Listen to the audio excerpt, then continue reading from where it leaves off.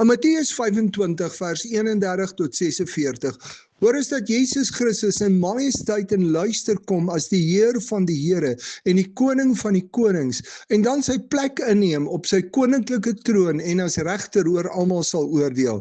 2 Korintiërs 5 vers 10 sê, ons moet almal voor die regterstoel van Christus verskyn, sodat elkeen kan ontvang volgens wat hy tydens sy aardse lewe gedoen het, of dit nou goed was of kwaad.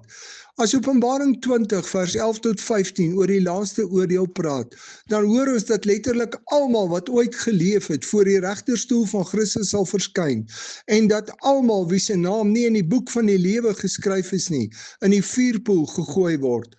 Dis die plek volgens Openbaring 20 vers 10, waar die antichrist en die vals profeet saam met die duiwel gegooi sal word en waar hulle tot in ewigheid dag en nag gepynig sal word.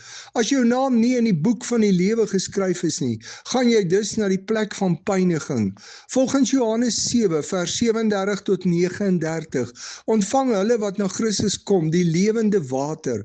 Christus is die bron van lewe en as ons glo in hom wat vir ons sonde en skuld betaal het, word ons naam in die boek van die lewe geskryf. Ek ontvang die ewige lewe in hom deur dit wat Christus vir ons gedoen het. 1 Korintiërs 15 vers 52 tot 57 sê dis wanneer gelowiges die volheid van ons hemelse liggaam ontvang vir ons lewe saam met God. Ons gaan almal voor die regterstoel van Christus verskyn, maar net hulle wat hom as hul Here verwerp het, sal na die plek van pyniging gaan.